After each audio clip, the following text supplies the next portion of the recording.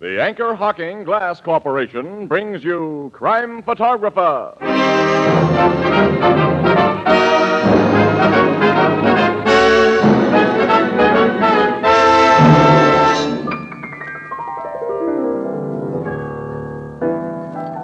Hey, Ethelbert. Oh, hello, Casey. What's Tony Marvin worrying about over there? Why, he's writing a holiday poem. And he's stuck for something to rhyme with Christmas stocking. But, Ethelbert, are you kidding? Certainly not. Oh, you mean Anchor Hocking. Oh, gee, fellas, that's wonderful. Anchor Hocking, a great name in glass.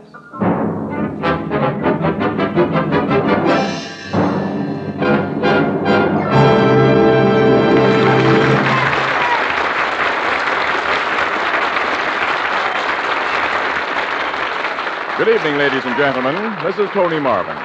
Every week at this time, the Anchor Hocking Glass Corporation of Lancaster, Ohio, and its more than 10,000 employees bring you another adventure of Casey, crime photographer, ace cameraman who covers the crime news of a great city.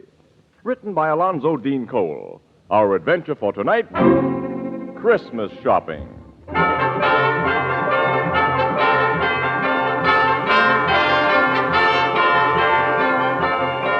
Late afternoon, a crowded aisle in one of our city's largest department stores. Making slow headway through the jostling shoppers are... Casey, I've never seen the store so crowded.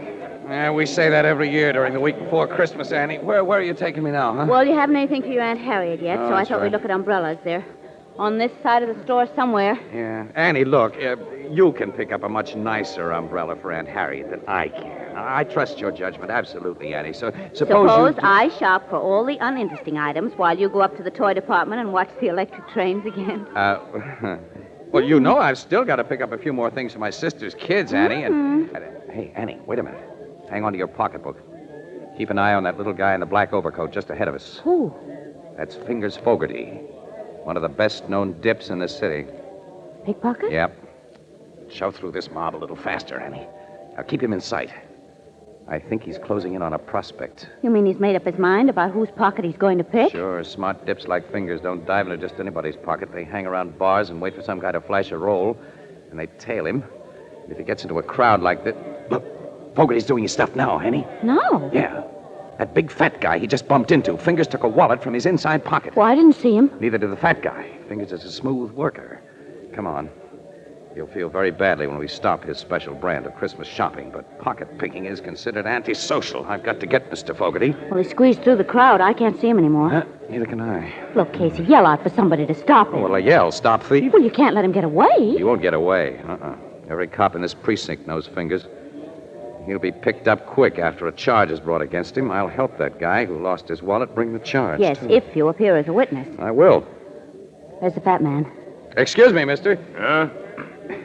Something happened to you a minute ago that I don't think you know about. What do you mean? Your pocket was picked. My pocket? Yeah.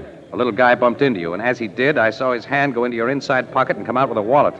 Well, I happen to know who he is, and when you report your loss to the cops, I'll be glad You're mistaken, mister. I didn't lose my wallet. Huh? I'm sure. I'm more sure. I tell you, I saw him. When a guy sees something that couldn't be seen, he's either goofy or drunk. On your way, fella. Well, I'll be... Good thing you didn't get your hands on Fingers Fogarty. He could have plastered you with a nice suit for false arrest. And I know he took a wallet from that fat guy's pocket. I was watching every move that Fingers made. Well, I was watching him, too, and I didn't see him take anything, and that fat man says he didn't lose a wallet, so... Okay, I'm goofy or drunk. Or maybe you only need glasses. Well, I do after this. Several glasses. Let's head for the Blue Note.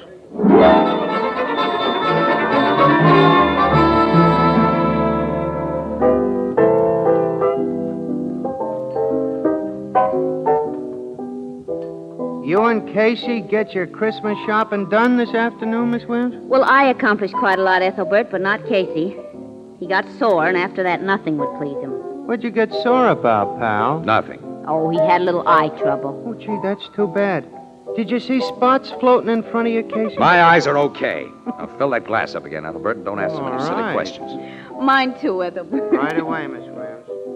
Oh, now, Casey, don't you think it's about time you snapped out of your grouch? Well, It's pretty silly to get yourself all burned up just because you made a mistake. I didn't make a mistake, Annie. Fingers Fogarty took a wallet from that fat guy's pocket. What burns me up is I didn't find out why the fat guy denied it. Well, how could you have found out? Oh, I don't know. But I'm supposed to be a newspaper guy, Annie. Well, we may have missed a story with pictures. Here's your refreshment, folks. Oh, thanks, Ethelbert. Say, have you stopped into your office since you finished shopping? Say, bartender, who's the boss here? Well, what do you want? You want to buy a nice Christmas tree? You got some nice ones? A wagon full of them, fresh from Nova Scotia. Let's see one. Well, I'll be right back. Say, Casey, have you two stopped in at your office since you finished your shopping? Certainly not. This is our day off. Then you ain't heard the big news yet. What? Big news. One of your police reporters, Jake Birkin, was in a few minutes ago and tipped me off about it. Gee, he was all excited. What happened, Ethelbert? About half an hour ago, the cops arrested the kidnapper and murderer of Gregory Walters. They did? Where? Well, where'd they get him? Well, like you know, before the Walters family paid over that $50,000 ransom to the kidnapper, Yeah. the FBI made a list of the serial numbers on the bills, Yeah. which they circulated all over the country. Of course, we know all that, Uh, Ethelbert. How's this tree, mister? Nice and bushy, huh?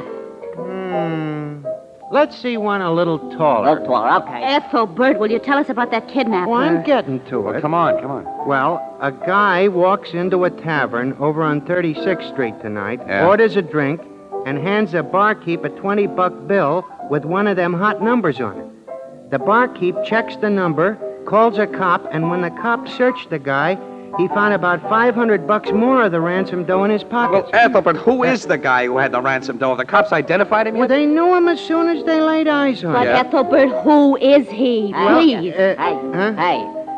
Is this tree big enough, mister? Let's see. Well, let's see one a little thicker around the bottom. Thicker around the bottom. Ethelbert, will you please Casey tell and us? I know him. He's always been a small-time crook, and I was surprised to learn he was mixed up with anything so big as kidnapping and murder. Oh, say, will you tell us? I am telling you. It's that little runt, Fingers Fogarty. Fingers Fogarty. Yeah, the dip. He had Walter's ransom dough on him? About $500, just like I said.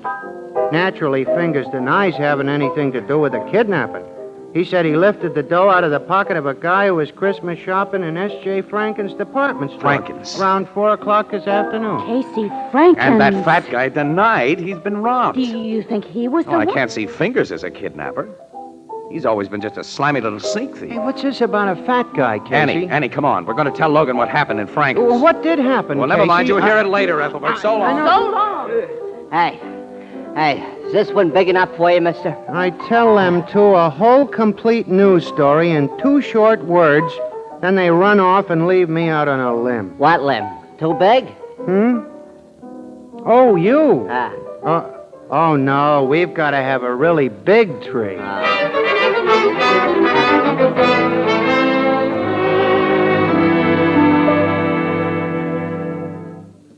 So you think Fingers Fogarty may be just the victim of circumstances, Casey? Circumstances peculiar to his profession. Miss Williams and I have told you what happened, Logan. You can add it up. Captain, have you got anything on Fogarty outside of the $500 found in his pocket? And not yet, Miss Williams. The joint he lives in is being searched, but we don't think he was chump enough to hide the rest of his ransom money there. Well, if he lifted the 5 C's from that fat guy, he has no rest of the dough to hide. Now, look, Casey. Fingers Fogarty knows you pretty well, doesn't he? Yeah, sure, he knows me, certainly. Now, hasn't it occurred to you that he may have put on an act for your benefit? I don't get you. Now, let's assume that Fingers is the real kidnapper.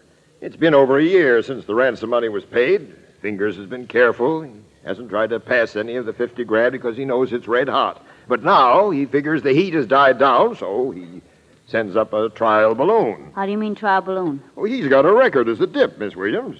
He figures if he gets caught passing that dough, we'll believe that he lifted the money from a guy's pocket. And to cinch it, he acts like he's lifting it from a guy's pocket while Casey is watching him. Why, he picked you for his star witness, pal. Logan, Huh? hasn't it occurred to you that the fat guy might have been sending up that trial balloon? Huh? What do you mean? Assume the fat guy is the real kidnapper. And he wants to know how safe it is to pass those ransom bills. He knows that Fingers is a pickpocket. Well, he goes to one of the little runt's hangouts and flashes a roll in front of him. And then he leaves the joint, saunters into a crowded store where it'll be easy for Fingers to work, And Fingers does exactly what's expected of him. That's a reasonable theory, Captain. Why, sure. If Fingers gets caught passing that dough, the kidnapper learns about it from the papers and continues to let the money cool off. Also, Fingers has a long record. You cops won't believe anything he tells you. You'll tag him as the Walters kidnapper, which will leave the real one sitting pretty. The only thing the real kidnapper didn't figure was that someone might see Fingers take his wallet. Well, maybe you got something there, Casey. You and Miss Williams have never seen that fat guy before? No, but we'll know him if we see him again, though. Definitely. Your description might fit 1,000 guys in this town. I want you two to go up to the record room and look at some pictures we've got in the files. Oh, great. That'll only take us about 4 or 5 hours, Logan. Oh, Casey. And this was to have been our night off.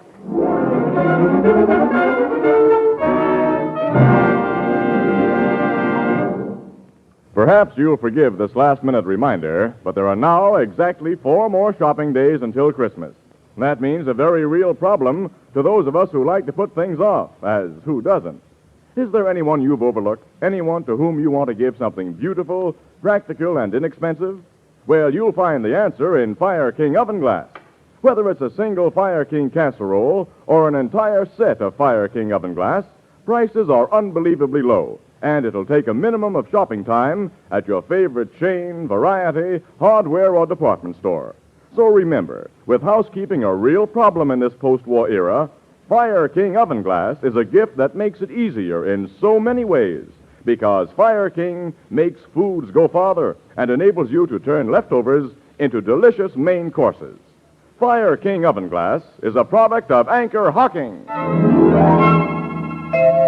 A great name in glass.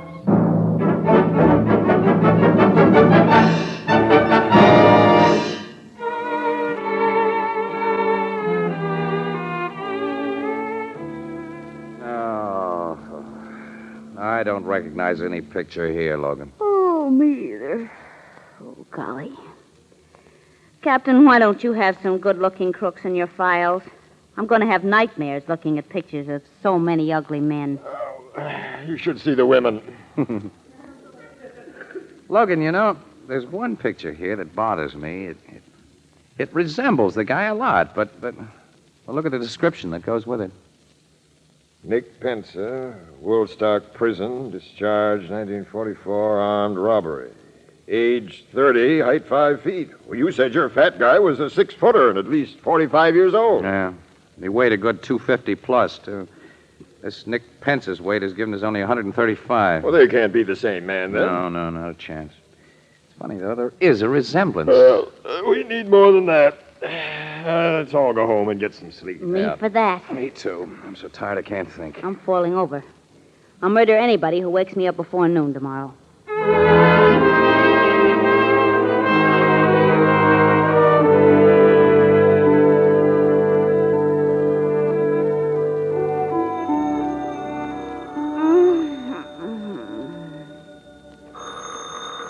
Oh, no, thank you. No, thanks. Oh. Hello. Morning, Annie. Who's this? Wake up, kid. It's Casey. Casey. Oh, Casey. Casey, you remember me, don't you? Yes, I do, and it's only 9 o'clock, and what is the big idea? Annie, look. I think I know where to look for that fat guy. You do? I certainly do. The old bean wasn't working last night. But when I woke up a few minutes ago, I had it. The strong resemblance between that young half-pint crook, Nick Pensa, and our big, fat, 45-year-old guy can't be just coincidental, Annie. They must be relatives, maybe brothers. Go Well, on. I've looked in the phone book and found only one Pensa listed, John Pensa, contractor, who lives and does business out on Dudley Road. I thought you might like to drive out there with me and see what John Pensa looks like. Why don't you have the cops go out and look at him? Annie, you're not awake yet. Only you and I can identify that fat guy. Besides, if you and I find him, Annie, we get an exclusive. The cops are in on it. Every paper in town will have Well, it. I'm awake now, all right. Where'll I meet you? I'll be outside your door with a car in 15 minutes. Casey, I've got to dress. We'll make it a half an hour then. We'll make it a full hour, and no sooner. Well, what are you going to dress, yourself or a Christmas tree? Listen, Annie, I can bathe, shave, and get into my clothes in 10 minutes. I put on underwear. Goodbye.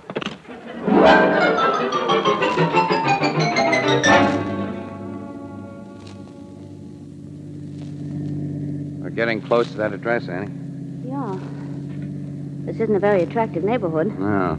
John Pence, a contractor, can't be much of a concern. And John Pence, a contractor, may be no relation whatever to the Nick Pence in the police files.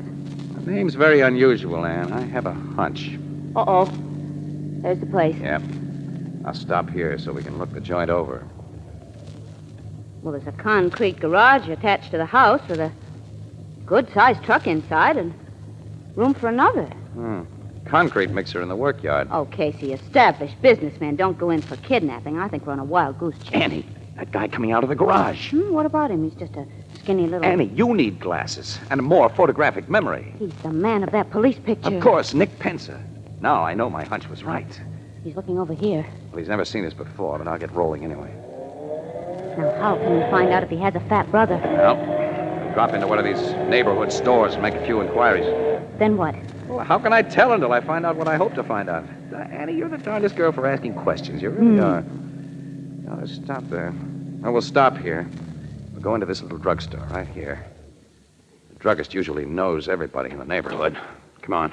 Okay, but I think it would be simpler and more sensible to make inquiries at the precinct police station. I don't want the cops in on this until we know where we stand. Here, let me do the talking. It's your party, wise guy. You handle everything. What can I do for you young people? Ah, hello, Pop. We're going to have, what kind of ice cream soda do you want, Annie? If I must have an ice cream soda, chocolate. Chocolate. Same for me. 2 chocolate sodas. That's right. By the way, I'm looking for a party in this neighborhood by the name of Pensa. I imagine you know the family well. Pensa? Yeah. Never heard the name before. You never heard of it? Change my order to raspberry. Yes, miss. 1 raspberry. I'm just a stranger here. Come down from upstate to handle this place while my son's away hunting. Maybe my granddaughter can tell you what you want to know. Say, Katie. Yes, Grandpa? Come here. Fella's looking for a party by the name of Penner. Penner? No, not Penner. Pensa. Oh, I know the Pences. All of them. You do? That's swell. Mr. Pence lives down the street. Uh-huh. Over his office. He's a contractor. What's he look like? Is he, Mr. Pence is short and skinny, and his first name is Nick. well, Nick Pence is not the contractor. Yes, he is. Ever since he got out of prison a couple of years ago. You say somebody's gone to prison, Katie? No, Grandpop. They've come out. That serves him right, then. The man's reformed now. Oh, that's bad, very bad. Grandpop's a little deaf. Yeah, I can see that. Sister, I understand that my friend, Nick, has a brother or a cousin. No, Maybe an uncle? no. Here's the sodas. Who gets the raspberry? He does. Here you are, mister. Thanks. And Mr. Casey, you have earned it. Sister, you mean Mr. Nick Pensa has no relatives at all? He's got a sister and a nephew. Oh, that's a great help. How old's the nephew? About 10? No, ma'am. It's the funniest thing. Mr. Gus Pence is a lot older than his uncle. Huh? Mr. Gus is Mr. Nick's partner, I think. And he comes in here all the time. What does Mr. Gus Pensa look like? Well, he's tall and fat, and in the face he looks like Mr. Nick. Annie, give me that chocolate. You take the raspberry. Here's Mr. Gus now. Oh, Casey. He's our fat guy. Mr. Gus, these people were just asking about you. They're friends of Mr. Nick. Oh, that's bad. Is that so? He recognizes us, Casey. Yeah. Wasn't it lucky I dropped in here when I did to find friends of Nick's? Grandpop, go back to your back room and put me up 2 bits worth of turpentine. 2 bits worth of turpentine? Go along and help him, Sissy. He can never find anything. I'll show him, Mr. Gus. So you two were asking about me. You've been told that we were. I noticed a car outside with a press sign on it. Yours? Yeah. And you were looking for me because of what you happened to see in Franken's yesterday. If I said no, you wouldn't believe me. Right. This hand in my pocket has a gun in it, mister. So do exactly as I tell you. Okay. Remember, and don't pull anything. There's a bottle of turps. Thanks, Grandpop. Here's your 2 bits. Come on with me, folks. You said you wanted to pay Nick a visit. Casey. We got no choice, Annie. Right. So long, Grandpop. Hey, ain't you folks going to finish your sodas? No, we lost our appetites. You didn't take even a sip of your raspberry, mister. That's what you think, sister. Get into your car. Both in the front seat. You drive, fella. I'll sit in back with this gat. Well, I drive too. Just down the street to Nick's place. Mine. He and I are partners. and everything. And he'll be tickled to see old friends.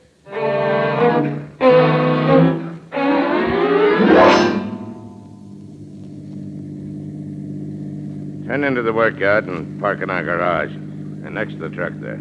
Okay. Yeah, that's fine. Now what do we do? You and your boyfriend don't do anything, lady. And to make sure you don't, You hit Casey with your gun. and you get the shape. That'll keep the two of you quiet for a while. Nick! Nick! Yeah? What do you want, Gus? Come into the garage, quick. Okay. Whose car you got in there? You'll see. Come inside and help me close these doors. Okay. There. What's the idea? Take a look inside this car. Who's the guy and the dame? They're the two I told you about last night. Saw that dip take the hot dough from my pocket. They got wise to the layout and located us. They police? No, these two are newspaper mugs. I figure they were making this play on their own, so we got to take care of them. We can't bump them off here. We can. We do it nice, clean, and quiet. Get those big spools of adhesive tape from the house. What are you gonna do? You'll see. Get that tape.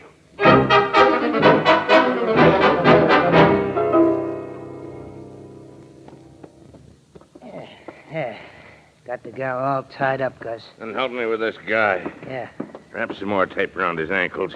Okay. Yeah. He's fixed now and solid. All right.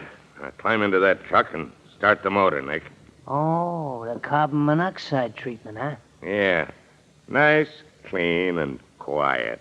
You just lock them in this closed garage to breathe the gas. Tonight, when it's dark, we get rid of their bodies in their car. Start the motor.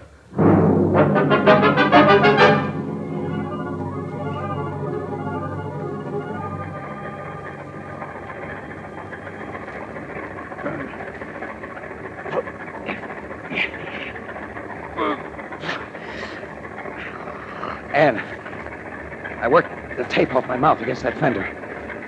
Nod your head if you're okay, kid. Good.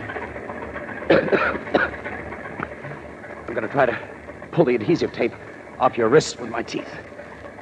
I'm getting lightheaded. Gas is beginning to work. I got the tape. Now pull and turn your wrists. Pull more, Annie. There, that did it. Your hands are free. Pull the tape off your mouth now. Okay. Casey, the gas. Keep your head down low, kid. Try to hold on. I will. Pull this tape off my hands. You better let me free my ankles first so I can get to that truck and shut off the motor. No. Free my hands. Those two guys may be just outside where they can hear. Yes, but if it keeps on running, we'll... If it doesn't keep on running, we'll have no second chance like this. Free my hands. All right. I've got the end loose. Pull now. There, does it. Now, unwind your ankles while I get this stuff off of mine. What good will it do us? We can't get out of here. We'll get out. Don't breathe, Judy. This Get out. garage is solid concrete. And I heard them lock those heavy doors when they went out. So... I've got my ankles free. Now, hang on, kid. I'm picking you up. What are you going to do? I'm putting you in this truck. This truck? Why? It's taking us out of here. Keep your head down. Okay. I'm driving through those doors. Oh, Casey, we're through. It's pure air. Wait a minute, look. Also, those two Pensa guys, they heard us. Yes, and they have guns, too. Step on the gas, Casey. Drive past them. Let's get away. I can't. You can't. What's the I matter? stalled the motor. Duck, they're shooting. Oh, why are they running away? They're getting into that car. They're going to try to get away. If I can only get this motor started again. That did it. Now, come on. Casey, don't drive toward their car. They'll I'm start driving shooting. into their car.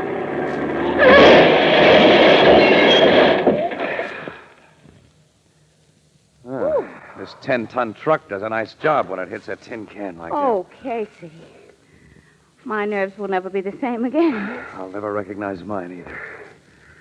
Come on, let's call City Desk. Get the cops out here so we can get to the Blue Note. I need another pair of glasses.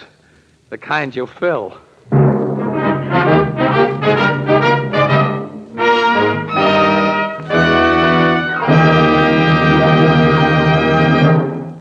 Recently, in a big eastern city, a group of trained men and women called on thousands of housewives and asked this simple question. What kind of container do you prefer for the foods you buy? An overwhelming majority of housewives said they prefer to buy food packed in glass. Among them were a great many mothers of small children, and by a ratio of more than 8-to-1, these mothers said they insisted on prepared baby foods packed in glass. They gave many reasons, as you might expect, but here are the 3 reasons mentioned most frequently. First, glass lets you see what you buy before you buy it. Second, you can heat, serve, and store leftover portions of prepared baby food in the same glass container. And third, these young mothers agreed that sterilized glass containers are cleaner and more sanitary. You can buy an increasing number of the better brands of food packed in glass, and all of the better brands of prepared baby food come to you in Anchor glass containers sealed with tamper-proof Anchor vacuum caps. Both products of Anchor Hocking. A great name in glass.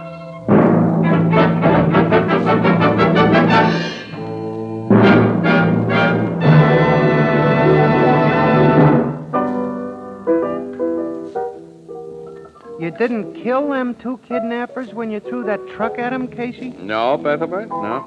The cops pulled him out of the wreckage in fairly good shape, considering. They'll be able to walk to the chair. How about the ransom money? Did the cops find it? Yeah. Gus, the fat guy, confessed the Walters kidnapping and told where he and Nick had hidden the dough. Gee, and all because you and Miss Williams did some Christmas shopping. Say, what happened to the little dip, Fingers Fogarty? Well, in trying to clear himself of the kidnap and murder charge, Ethelbert, Fingers made so many admissions about his own specialty that the cops can keep him in jail until 1999. Gee, 1999, huh? Good heavens, Casey, what's that coming in the door? What on earth? What do you say, mister?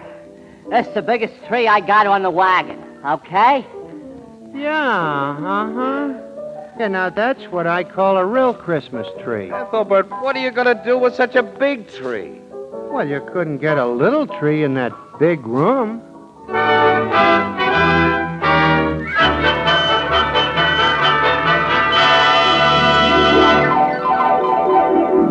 Crime Photographer, starring Stotts Cotsworth as Casey, is brought to you each Thursday at this time by the Anchor Hocking Glass Corporation, makers of Fire King Oven Glass. Anchor glass containers, Anchor caps and closures. All products of the Anchor Hocking Glass Corporation. A great name in glass.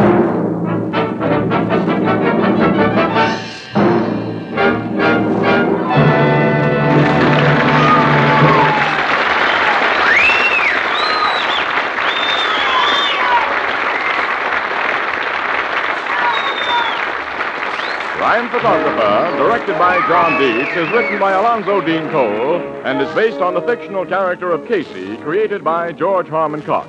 The original music is by Archie Blyer, and the program features Miss Leslie Woods as Anne and John Gibson as Ethelbert. Herman Chittison is the Blue Note pianist. Thursday night on CBS is the biggest show in town, so stay tuned for exciting dramatizations on Reader's Digest Radio Edition, which follows immediately over most of these stations.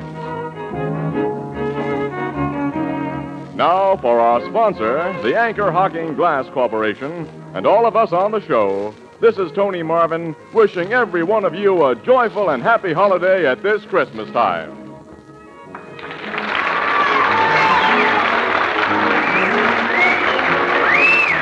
This is CBS, the Columbia Broadcasting System.